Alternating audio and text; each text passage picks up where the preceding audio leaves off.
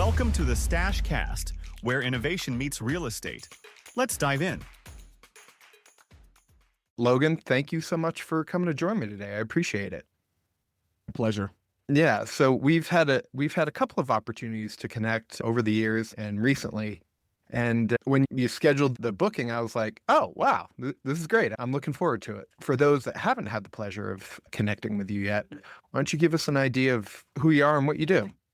Yeah, it's my pleasure to be here. Thank you for having me. I know that the last time we connected, it was like 4 or 5 months ago. So it took me a while to get booked up, but it's because we've been busy, and we've been busy advising on our own portfolio of commercial real estate here in Kansas City, but also, man, I'll tell you, the thaw that has needed to happen for quite some time has started in commercial real estate. And so many owners are wondering, is it a good time to sell? Do I need to refinance? I hear about all these headlines. How do I position myself going into 2026? And so that's what I've been obsessed with, frankly, is understanding. And if somebody gives me the idea, when you ask them, how's commercial real estate doing? They say, it seems like it's getting a little busier. I don't answer like that. I ask questions, but then I give you an answer with statistics, not adjectives. And that was from one of my mentors, Bob Knackle, in the industry. Always respond with statistics. And so I had him on my show probably 1.5 years ago, and it just stuck with me. You have to know your market. You have to know your numbers. And he could recite all of these figures about his market. So I took that to heart, and I said, I need to figure out how to deliver that type of market intel on a regular basis for 2 reasons. We own and operate 1,500 multifamily units here in Kansas, Nebraska, Iowa, and Missouri, as well as 600,000 square feet of commercial space.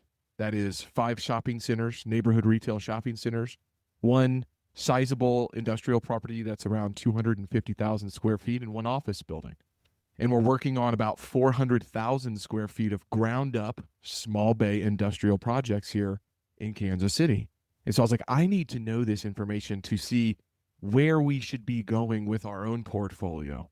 The secondhand effects of that is, hey, I'm a real estate broker as well, and we have a team that is talking with owners on a regular basis, and we have this digital marketing and social media platform that we can now disseminate and get information out to 35, 50, 100,000 people. We're getting content impressions of 100,000 impressions per week right now. And so when you look at that, it's okay, now you're in a position to actually need to know what you are saying. There's a level of responsibility with that. And I take that pretty seriously. You throw the influence and the confluence of artificial intelligence in there that allows me to employ super agents to go find and aggregate all of these market reports and then give me the inferences that I need to know to help ourselves and our clients make decisions. Now you're truly in this position of advising, and you have this information and these ideas backed by data that can actually help people. And that is exciting to me, because if you can cut through the noise, which everybody used to think that we had, and we had information asymmetry, where the information was held by one group of people. Then maybe they had the information because they had more money, or they had more insights because they had a bigger property portfolio, whatever it is. Now we've gone to information parity, where everything's available via the World Wide Web, to information overload now with AI, and you don't even know what the heck is real or not. And so the opportunity is to be the advisor that has vetted out that information on a macroeconomic level, understood what makes the difference in your local markets, and then you pair that with experience because you're in the marketplace doing deals and you have anecdotal evidence. Now you've got something that somebody can actually look through the windshield instead of the rear view mirror on.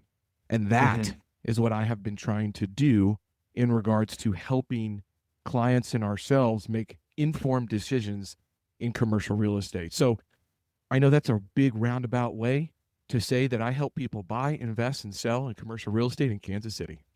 That's great. So we were talking right before we came on about my Airbnb, which that's a story in and of itself. But I believe you told me that you have a portfolio of Airbnbs as well. How do you optimize that? Yeah. So on the short-term rental side, we have 2 different properties. The first property being actual boutique hotels that have 15 to 20 rooms in them, right? And so they were old houses that were converted into these boutique art hotels. So those are very much managed like a bed and breakfast, okay? We use the listing platforms like Airbnb to drive traffic to them, but we manage them with a person on staff on site. So that is a little different. Now, I do have scattered site short-term rentals. And the way that we've been able to manage that from afar, frankly, is we have contracts with folks that do lawn, snow removal, except for when the snow removal gets too bad, Logan gets to go up with his big truck and shovel Right. and help out. Not too often, but laundry, obviously, and cleaning. Thankfully, our buildings, I've implemented washer and dryers even at our buildings. So our buildings are not one unit. They are the full property, mixed use properties. They have retail on the main level and we have residential on the top levels. Okay. And so I've been able to repurpose space in those buildings to allow those vendors to store their materials and to do the laundry on site, right, while they're cleaning. And so we've streamlined that process. And additionally, I have a partner on those projects, on 2 of those projects, and he manages the communication and the bookings with the guests. Him and his wife actually just really enjoy doing that. As it's so important with short-term rentals to have 5-star ratings and be a super host and all of these things. And The Stash Cast is brought to you by Needle. What if you could use data and analytics to predict real estate transactions? With Needle, you can. Check it out at needle.us to learn more. we tried to outsource that in the past. That didn't work so well. And so people Same. actually, they want to have a person that they Yep. can call and talk to. And so I think Airbnb specifically could be in some trouble. And here's why. I travel only 4 or 5 times a year, but I have 3 children under the ages of 6, and we do not stay in hotels. And as we have traveled the last 5 years on vacations to Florida and Arizona, mostly just those 2 states, because it's warm whenever it's cold here in Kansas City. But even going up to New York City and things like that, we will usually get a house. And I'll say that the level of the product that you get when you show up, the pictures were right when the property was renovated. So you go to this Arizona house and the whole property looks amazing on the pictures, and you've got ping pong and you've got mini putt-putt, and you show up and the turf is matted down and the ping pong table is broken. Got a little wear on it. Got a little wear on it. Additionally, many folks got into that short-term rental game, tried to implement third-party resources to really focus on the communication and took that human element out of it, which I don't think when you're paying what we pay when we travel, you should get an answer very quickly. So I don't know. I think that model is a little bit in trouble only because of the supply that is there. Also, it's under scrutiny in many municipalities in regards to codes and permits that you have to have. Even in a commercial building in Kansas City, we were required to go get short-term rental permits, which took us 6 to 9 months in a B32 neighborhood business zoned commercial building that has the permitted use for residential. So I see some headwinds in regards to that, but that's how we're managing it currently. When I was a broker, I used to say that you live and die by your management, and you'd get these, and I'm sure you guys have seen it as well. You get out of town investors wanting to come in and hire a third party manager. And especially for smaller properties, it's really tough to find a good third party property manager that can do a good job with less than 100 units, really. And the reason for that is because you can't staff it, you can't put people on site, and you live and die by your management. So often churn in these smaller properties with out of town investors thinking, oh, it's so small, how can you lose? And I've seen it multiple times where you can lose very easily. But how this relates is I took the bait. I fell for it. I hired a large third-party short-term rental manager. They sold me a bill of goods, and I'm a salesperson. I love to be sold, and I fell for it hook, line, and sinker. And I probably gave them 60 days, and they booked one night. And Wow. it got to a point where I was like, guys, I'll give you 2 weeks. You have 2 weeks to book one reservation across 2 rentals that I have, two Airbnbs. And those 2 weeks came and went and nothing. And, and I talked to the rep that I was working with, and I was like, what would you do if you were me? You guys you hold yourselves up to be experts, the best in the business, this and that, but you haven't generated any revenue. What would you do if you were me? He's like, I get it, man. I'm sorry. Lots of excuses. So I took it back the next day, put it up on Airbnb and VRBO, and I immediately got 5 reservations. And I was screenshotting it. Like the first one, I just sent it to him, but then I got 4 more in a row. And I was like, I feel like you guys are just fucking with me. Yeah. What's going on? So Did you ever figure out what was going on? what I think happened is that what happens with any large organization is that there's just complacency. The founder who starts it is no longer hands-on. It's just not practical to be involved in everything. So the magic, the shine that was there in the beginning is no longer there. And then you just hire people who are just doing it for a fee, and they don't care as much. And I'm not demeaning anybody, but it's very different when it's your own property versus, I'm just doing it for a fee for somebody else. It doesn't matter to me. And they're like, our interests are aligned because we only get paid if you do. I was like, you haven't. So that's a whole long thing, but that's how they're doing. Yeah. I understand. Yeah. I think we talked a little bit. We did talk a little bit, but it was a couple of months ago, but I was LinkedIn stalking you, and you've got a philosophy with launching deals where you not just listing them, launching them. Why don't you speak a little bit more about that and how your process differs from the traditional brokerage where, hey, we're going to put it out, have a call for offers, and then, try and create an auction environment. Absolutely. So, I saw a few trends, and one of the things that I like to always say is that the trend is your friend. And one of the trends that I saw was that buyers of commercial real estate continue to become younger and younger. And where are they operating at? Where are they spending their time at? Where's the ideal customer profile spending their time on? And I think that the traditional model of good old boys, hey, I'm going to call you, we're going to sell this real estate to you, is still good. And that is still a fundamental of commercial real estate.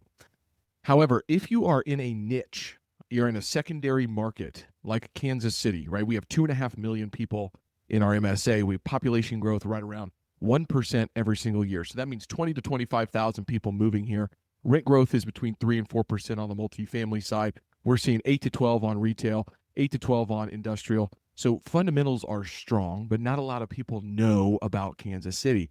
You have to be able to attract new capital into those secondary markets. There's a big map right behind me, right? Yeah. And Kansas City is right there where my finger is, right? And that is a state line, meaning we are on the state line of Kansas and Missouri. So now I have to educate what are the differences between being in Johnson County, Kansas versus Wyandotte County, Kansas versus Jackson County, Missouri versus Clay County, Missouri.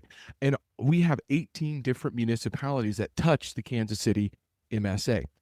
That being said, there's different demand drivers for each one of those. And so when somebody says Kansas City, I ask what area of Kansas City, because believe it or not, from a square mileage standpoint, Kansas City is the same size as Manhattan, believe it or not, about 300 to 400 square miles. But guess what? Kansas City, Missouri proper, has 500,000 people that live in it. I don't know how many live in Manhattan, but it's a lot more than that, right? But in this big MSA, this big 300 square miles, we've got 2.5 million people. Additionally, we're seeing growth on the east side and the west side of the state line. West out to DeSoto, Kansas, where Panasonic is putting a $4 billion, or has put a $4 billion EV plant, and now data centers are going in.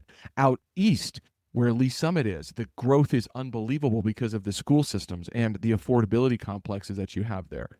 North of the river, our brand new airport, more data centers, more affordability, right? And so I saw an opportunity to say, let's talk about how to launch a real estate deal like a product instead of listing it and hoping that somebody comes. What would we do differently? What would Steve Jobs do if he was launching commercial real estate project? We obviously have to underwrite that project if it's an investment sale. We have to know this story, and we have to craft this story and nail this story. So that means you need to tell that story to many people that don't know Kansas City, they don't know the market, they don't know the asset, and they don't know you. So those four things you have to be able to clearly communicate in a concise and compelling way. That's the first start, is just getting that story. And that has to be believable, right? It has to attract people, but it also has to be believable. So that's number one, is you're a storyteller. After the storytelling, you need to create the market. So where are the ideal customer profiles spending their time? We have to create this market. That's what we do. We are marketers. Our product is commercial real estate, bricks and mortar and spaces, right? In buildings and land. And so we have to craft the market and create that market, craft the story, create the market. And now we have to deliver that message. And that's where the launching really comes into play, which is, okay, typically it goes up on listing platforms or it goes out to an email list. You have an offering memorandum, you have your flyer, and you're seeing who's interested. That's fine. That's table stakes. What I thought was, okay, let me do a few things differently. Number one, let me educate my market on LinkedIn and on social media about this asset class. I'm not going to mention the property. I'm not going to talk about the property. I'm just going to talk about the asset class. All right, boom, 15, 20,000 impressions, right? I've got many people interested in the asset class. I'm educating about it.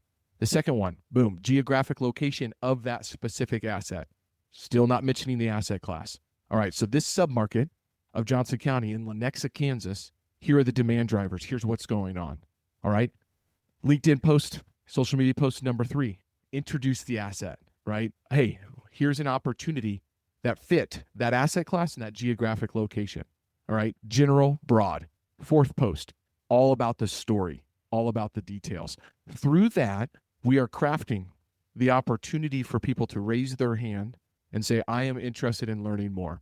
If that is the case, here's where you need to go, right? Additionally, through the podcast, through the newsletter, we will actually bring the property and do a live presentation. We will invite everyone who is engaged with those social media posts to that live presentation to come ask questions. We are your resource here. We are pitching a brokerage opportunity, an acquisition opportunity live on LinkedIn, on YouTube, to you, where you can ask questions to us live, right? Never seen that done before. So that's a big part of the launch process. After that is completed, that is now crafted into a newsletter that goes out to 10,000 people on the Constant Contact and 9,000 people on LinkedIn. It has the text version of the newsletter, but also if you want to watch the video, here's the video. Now that is out there into the marketplace as well, and that is living on Apple and Spotify and iHeartRadio and all of the places and YouTube. From that 2 to 3 week process, we have now launched. And out of that launch, we typically get 25 to 30,000 targeted views on that asset. The goal is to then get 10% of them to ask for more information, right? 5 to 10%. 5 to 10% now go to a landing page where they can get their contact information and talk to us. That typically generates about 150 to 200 leads, depending on the asset class and the location. Now, phase 2 of the Spotlight strategy comes. Phase 2 is relentless follow-up, stealing some stuff from Tim Grover. We do not stop until we get a no from every single person. And what I have shown in my case studies this year, I have them. I can share them. I do share them. They're on LinkedIn, on my newsletter. That every deal that we have launched through that process is either now sold, under contract, or negotiating an LOI.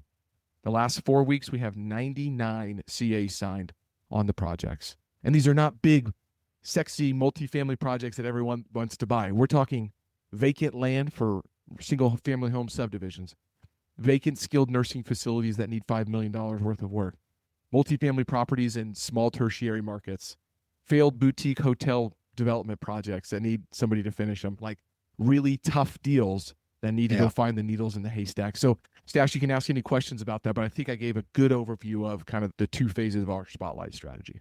I think that's really slick, and it makes a lot of sense because in fact, and I feel like I feel like a lot of commercial real estate brokers get hung up on they think that they're investment bankers. We're in the capital advisory business, but Mm, in fact, that's part of it. That's part of the equation, but you are a marketer. yeah. Um, and that's what you are first. And you're marketing an investment opportunity. So I really like what you said about the first post is about the submarket and demand drivers, what's going on there. What was the second one? Yeah, the first post is actually about the asset class and just Okay. educating any tailwinds or headwinds, not getting away from the headwinds, right?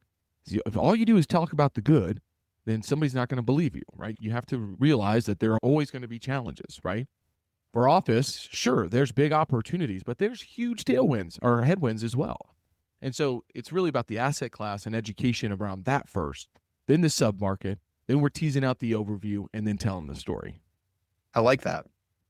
I like that a lot. And I like how you use the podcast, which is something I guess I never thought of, to tell the story of the deal. Mm-hmm.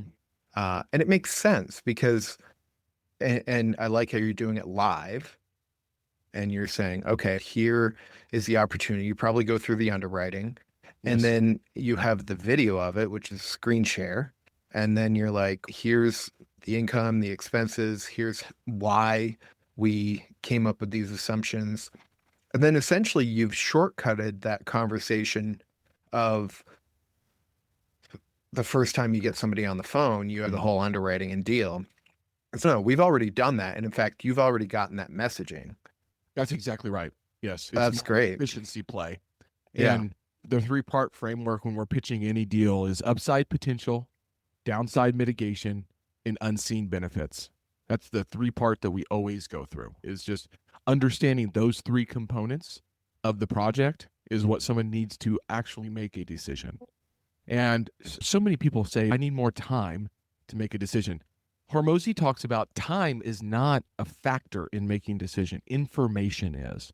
And so we do a really good job of ensuring that any question that a buyer could have, we have the information on, right? We do not want to be stumped by a buyer, right? So for example, just listed a 18 unit multifamily property and it is 2020's build.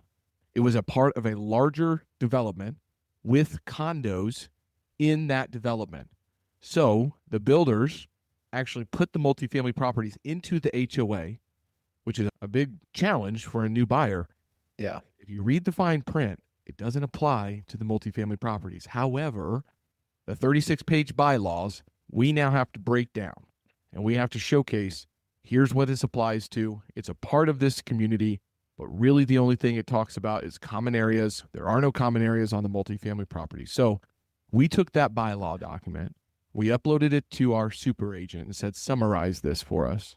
We took that information, we put it over into Gamma, which put a visual presentation together now that any buyer can just go through 3 to 4 pages instead of having to read 36 pages of bylaws. I took that Gamma presentation, the summary, and I went to the property manager and said, please review this for accuracy and for if anything that I missed. A few changes were made, and now that is not a hiccup when we get on a phone call with somebody. So, hey, have you reviewed the overview? If not, do that because it clears up all of your questions. Because when we want to talk with the potential buyer, the last thing we want is one thing being stuck in their head to say, I'm uncertain about that. Now that they're uncertain about that, they're uncertain about everything on the real estate. Sure. deal. Yeah. Yeah. I really like your approach because, like I said, commercial real estate, especially even I think when I got started, which was back in 2008, and I really started to get, I didn't really start to get traction until 2013. It was still a closed system where I feel like the mentality was, I'm not going to tell you anything because I worked hard to glean this information. And if I tell you're going to be able to use it, it was almost like, let me see if I can get one over on you. the rise of the internet, and really the internet's expansion of capability, I think, is what has brought on the ability for somebody like yourself to be able to do what you're doing, and to approach the brokerage practice in a different way. And cheers to you for being able to recognize that and take advantage of that. Yeah. I think that's really, I think that for me, I looked at it from a time perspective, and I tried to figure out, after doing $400 million worth of real estate over the last 7 years, I tried to figure out, where did deals blow up? And it was usually when somebody didn't have the information, or they'd stopped losing the trust, right? And so what we try to do is be transparent about the challenges. And the last thing I'd like to do is get a deal tied up and then have something come up that we could have avoided early on in the process, that we did avoid, and now it's causing an issue, because now we've wasted people's time, we've wasted their capital and their effort. And now the magnitude of that decision is so much larger than it could have been just, here's the document that you need to review before going under contract. If that's a no-go, do not do this deal. You have to have the confidence that your process and your ability allows you to continue to find the next right buyer. And I think that's the move from this scarcity mindset to the abundance mindset. But that's the type of business that we want to try to operate in. And if in the previous model, where, let me see if I can, which I will just say, I never practiced as though, let me see if I can get one over on you. But if you're not an expert in a deal and somebody stumps you with a question, and then there's always a classic, let me get back to you on that. But being prepared up front is much better than, hey, let me get back to you, because that steals momentum. But if there is a misstep, that leads to an erosion of trust, which is so much harder to get back because it's so hard to earn in the first place. That's right. Yeah. That's awesome. I love it. How does that go over with, or I guess maybe the better question is, what is your ICP when you're out there prospecting for a new business? Yeah. I just had Alan Buchanan on my podcast, and he talks about the qualify process. And the qualify process is, you've got to have a quantitative need to be able to do something. And then the U is urgency. Okay. And then you have to, and then the Y, just going all the way through down to the bottom, is yearning. Why? What is the motivation? So I'm always figuring out, what's the quantitative need? What do you need to get out of this? What's the urgency?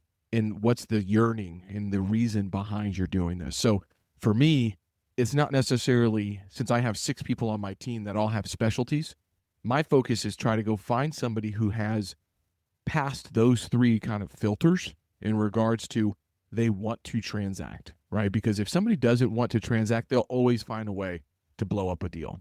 And so I think qualifying that process and that person and that owner in regards to the quantitative need, the urgency, and the yearning is my thought process when I'm out there talking to people and just listening, right? So I listen to a lot of life events. When is debt coming up due? How long have you owned this property? So those things for me, if somebody says, I'm just interested in testing the market, there's plenty of other people out there that will test the market for you. I'm not interested. Don't waste my time. Yeah. I have to be rigorous in regards to the type of projects that I work on. We, as salespeople in this industry, do a very terrible job of giving ourselves an hourly rate that is truly what we're worth, right? And so I have a process that I go down all the time and say, is this a $10, $100, $1,000, or $10,000 an hour task? And I try to spend most of my time doing $1,000 and $10,000 an hour tasks. The other things I try to eliminate, delegate, or remove completely, right? Eliminate, delegate, and automate. Sorry, that's the third part. Eliminate, delegate, and automate. Automation being very interesting right now. Trying to learn a lot from, shout out to Topher Stevenson, CREAI Studio. I'm just learning so much in regards to AI and how to automate. So I'm not manually doing things all the time. But the other parts are eliminating those things that are wasting my time, and then delegating to my team and having the trust and actually moving into a leadership position on some of these things, saying, hey, this is your responsibility, right? I'm a control freak, and so I have to be cognizant of that. Now, control freaks can be very successful because they are very detail oriented and make sure things get done. But you also can run a lot of people off if you're micromanaging. So there's a fine balance between that. So that'd be my response to that, is understanding what you're worth, focusing on those profit producing activities, ensuring everything else is eliminated, automated, or delegated so that you can operate in your sweet spot. That's great. Are you using any, I'm leading you into a shameless plug for Needle, but are you using any smart or AI prospecting solutions? Right now, most of the deals that I am working on come from two places. First place is in referral. So somebody that I've transacted with, they've said, hey, I'm interested in you talking to this person to help them as well. I had a good experience. That's my number one source of business. Number two is not from automated or doing any type of prospecting like that. It's from proof stacking. So taking the projects that I successfully completed, showing the marketplace how the sausage was made. So when I close a deal, case study goes out, very detailed case study of exactly what was done, the numbers, the figures behind each listing platform, where the buyer came from, how many days on the market, how many offers, how many tours, what concessions were made. Here's what we closed on. Again, transparency. And that brings me other opportunities. Then that deal is closed. We have an omnichannel approach to the similar property owners in that specific area. We need to deliver them physical mail. We need to be on their properties, talking to them, physically going to them. Then we need to have digital communication via phones and text messages. Now, I do not have anything at this point saying, hey, that strip center down the street has some debt coming due. You guys should target that person. That would be something that would be wonderful for our process. Let me tell you, I have a solution for the multifamily space that essentially what we've done. So I came up making hundreds of thousands of cold calls over my career, right? Yeah. And cold calls eventually turn into warm calls, but you want to make sure that you're adding value on each call, right? But if you've got 10 different properties, 20 different properties, I can't go down the list and be like, how's it going with this one? What are your plans for this one? It's Right. redundant, it's annoying, and it's not going to work. It's not practical. And so we had this system at the time, and it had this button called match buyers, and you could hit a button.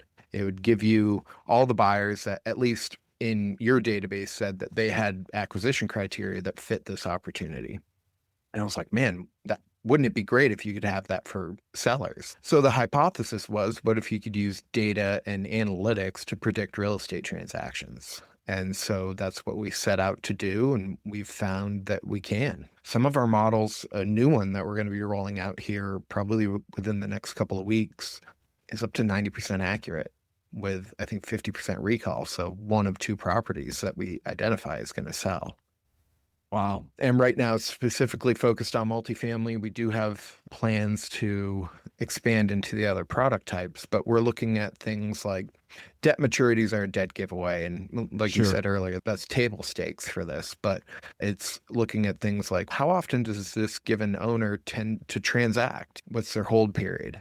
How often do assets like this, size, vintage, rating, ABC, how often do these tend to transact in the market and then even in the particular submarket? Applying all these variables to the properties and calling them forward and saying, these are the ones that we think are most likely to transact. So it gives you, the broker, the ability to go out and get in front of it before your competitor does. And oftentimes, I'm not sure if you've heard it, but I've definitely heard it. Hey, Stash, I appreciate it. You're out there hustling. So-and-so sold it to us. So if we're going to sell it, we've got to sell it back out through them. But if you bring us an offer, we don't have any allegiance essentially in the off market.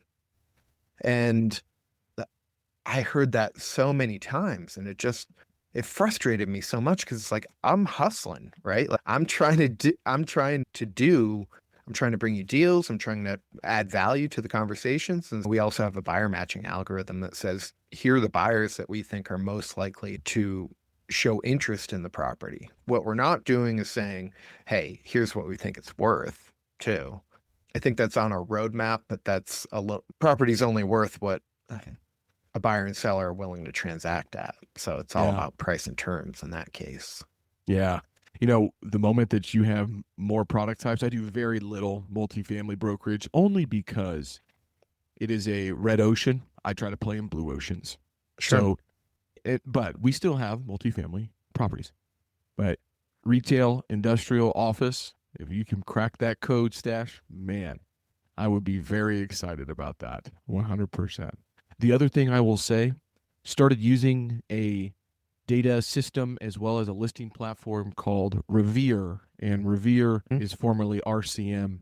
I think it's Revere was a new platform that Lightbox, who owns RCM, bought. That's right. Yeah. Yeah. How's your experience with Revere? It's been great so far, and it's really good for specific asset classes. The deliverability and the way that you market your property is a little goofy. You have to email people, and that's okay. And there's triggers based off of that. But the data inside of that and the conversations that we have had has been absolutely fantastic. It's driven our business for the last 3 months. Can't speak highly enough about them. I can only imagine how valuable something like Needle would be to that group and vice versa. Being able to have that database of buyers, they've already got a lot of green flags that say, we're active, this is what we're looking for. Maybe they buy you. I don't know. Yeah. I know a couple of guys over there. I'll reach back out. Interesting. So I guess what are some of your, we talked a little bit about your systems, but what are some of the metrics that you're shooting for, some of your non-negotiables? Yeah. For me, it was make sure you can have 10 conversations a day, 50 a week, 2 new business appointments a week. And I knew that if I did that as a minimum, that, everything, the rest would take care of itself. So what do you focus on? Yeah. I've been flirting with this idea of GBO, and this is the anatomy of an outstanding day. It stemmed from 3 different, I think, producers of content. First one being Jesse Itzler. Jesse Itzler and Chad Wright. I ran a ultra marathon earlier this year. And so I was listening to Jesse Itzler and Chad Wright a lot because they both run very long distances. And Chad Wright has something that says if somebody asks him how he's doing, specifically during the race, there's only one response. And that response is, I'm outstanding. What did I say to you when you asked me how I'm doing today, earlier before we were on the call? Outstanding. Yeah. Outstanding. So that's number 1. So this is where this idea came from, the anatomy of an outstanding day. Number 2 was Patrick Bet-David, just an incredible entrepreneur. Yeah, PBD. He's great. He gives so much good information out there. And he was talking about how to really score your days as an entrepreneur. And I heard him talking through this idea of good, bad, and average, right? Or GBO, good, bad, and outstanding. Sorry. What is it a good day? What is a bad day? And what's an outstanding day? And then the third one was Alex Hormozy talking about focus. And instead of goals, he focuses on creating hypothesis. What's the problem that you're trying to solve for? What are the inputs? How do you think you're going to solve it? What are the outputs? What are you trying to get from that? Go test it. Okay, so combining those 3 things, I've come up with this idea of GBO, which is, hey, if you finish the day and you're like, man, that was a good day. What happened? Or that was a bad day. What happened? Or man, that was an outstanding day. What happened? So for me personally, I know that I need to have 5 meaningful conversations per day, meaning I've engaged with somebody that wants to buy, sell, or invest commercial real estate in the states that I work in. Does it take me 100 cold calls to get there? Fine. Does it take me responding to 50 emails? Fine. I do not care about tracking the inputs anymore.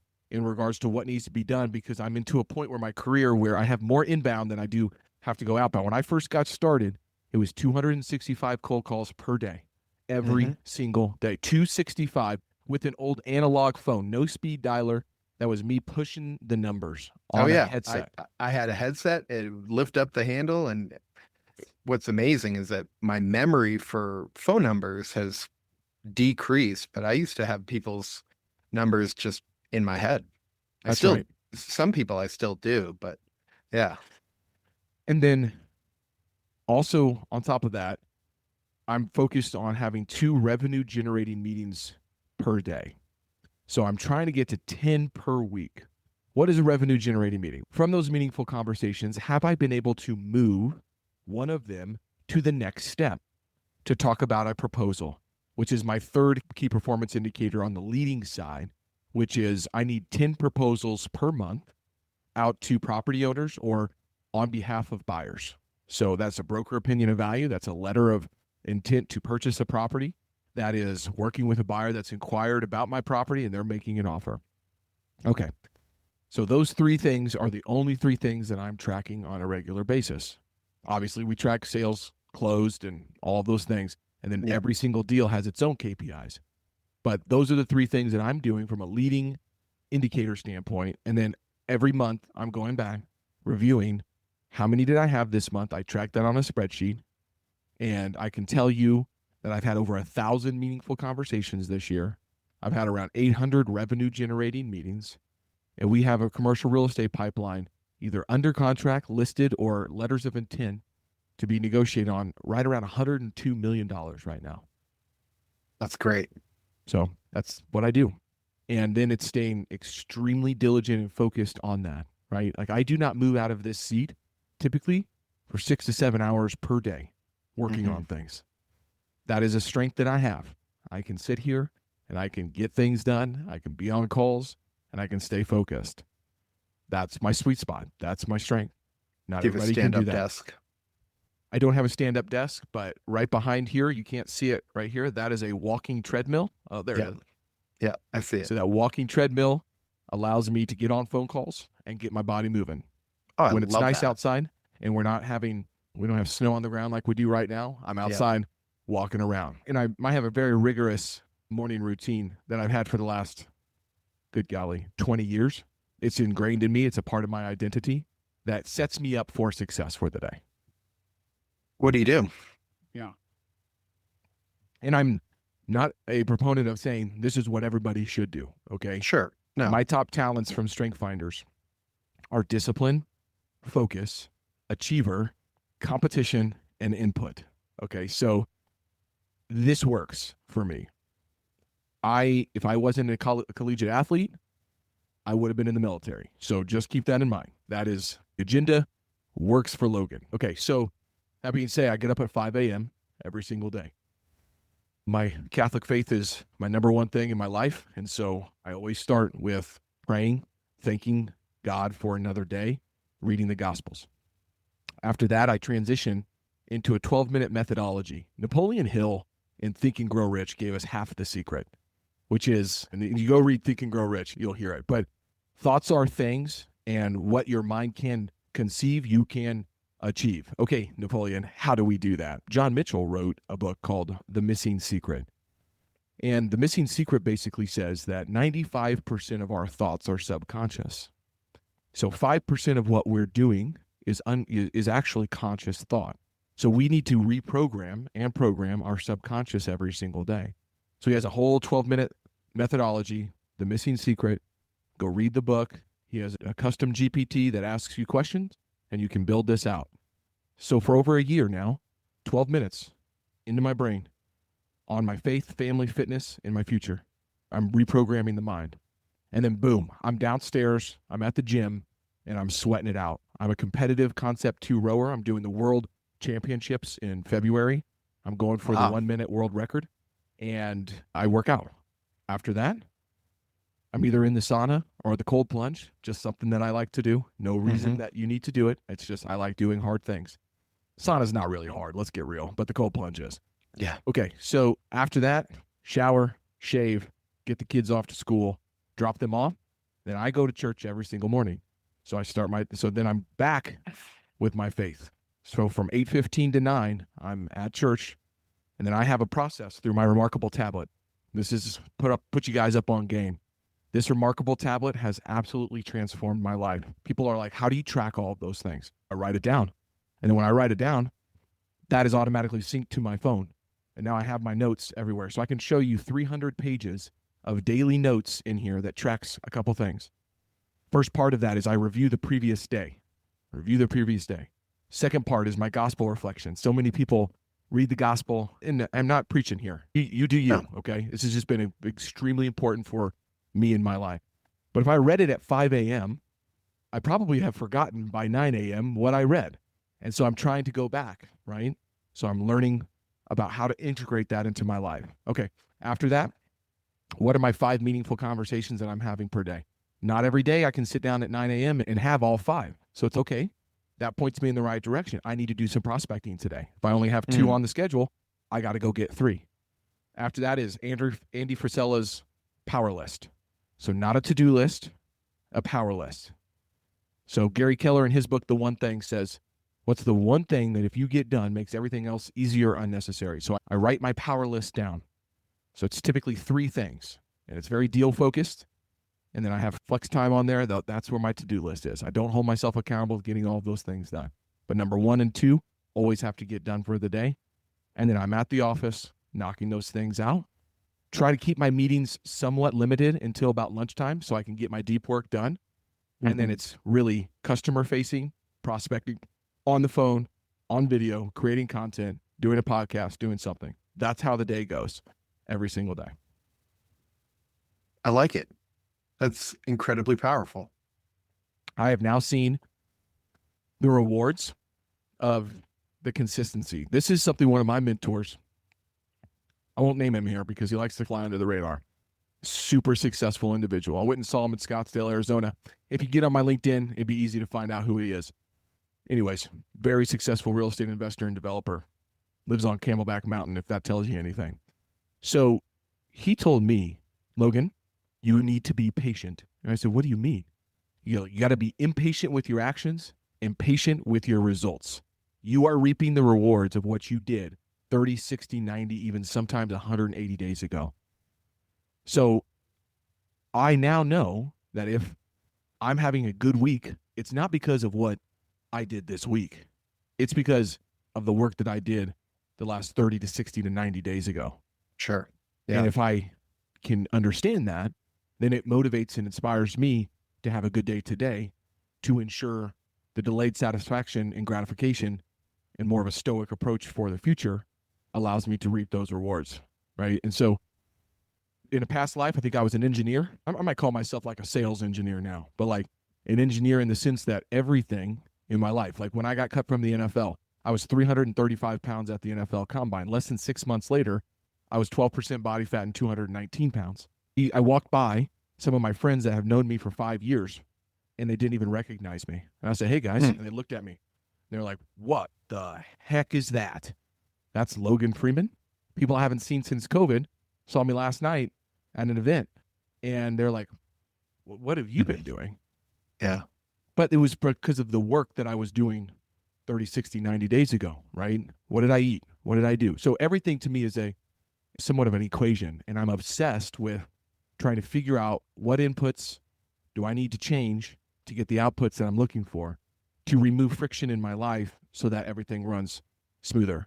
Grant Cardone said something to me, and Grant Cardone, take him or leave him, 10X Rule is still one of my favorite books, but he said in that book, if you get in a car wreck and it wasn't your fault, you need to take ownership of that. And I said, what do you mean? He's, what if you would have taken a different street or left 15 minutes earlier so you didn't have to take that shortcut and you could have taken the longer route that was a little bit safer, right? Those are all things that you can think about. And so I'm trying to remove friction in my life so that I can continue to operate at this high level. What I see happen is one part of somebody's life is pulling them down so much that they feel like they can't get ahead in another area of their life.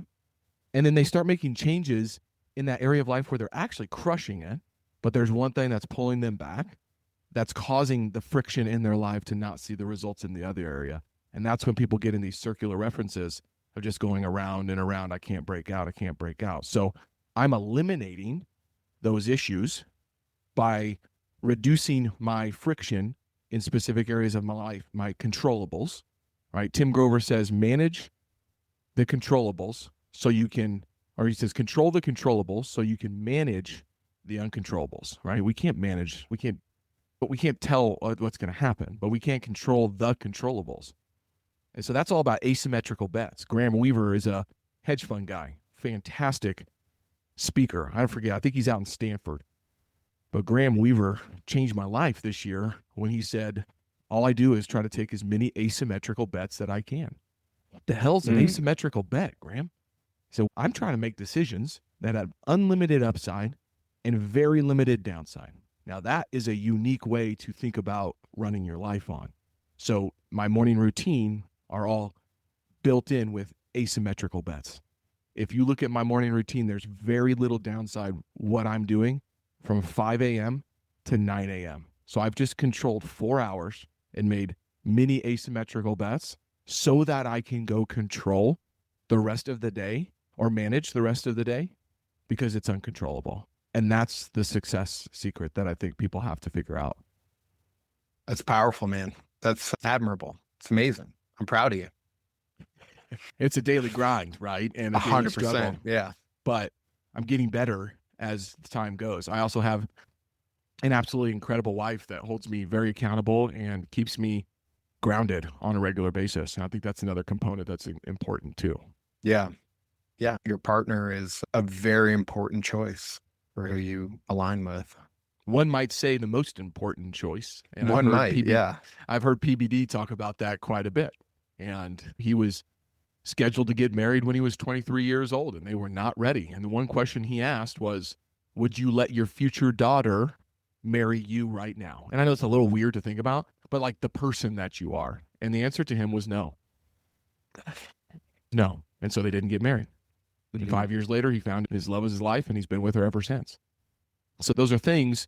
And I have a lot of people saying, how did you and your wife meet? We've been married for 8 years, 3 kids, working on 4th. And I said, look, I had to become the man that would attract that type of person into my life, right? So there's a lot of things that I needed to change about myself to be able to attract that woman into my life, who has now raised my standards tenfold, 100-fold. And that's an extremely important decision. That's amazing. I feel like this is a good place to wrap. If somebody's interested in getting in touch with you about Kansas City or anything else that we've talked about today, what's the best way to get in touch with you? Daily posting over on LinkedIn. You can follow Mr. Kansas City, Logan Freeman. Just pushed over 35,000 followers over there.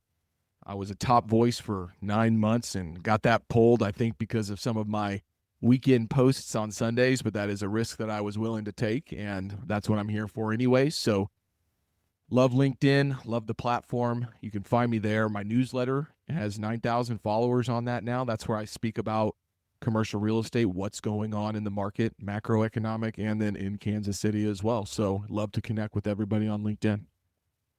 It's awesome, man. And really appreciate your time today. And I hope you have a great rest of your day. Thanks for having me, Stash. All right. Thank you. That's it for the Stashcast. Subscribe, share, and stay ahead in commercial real estate and prop tech. See you next time.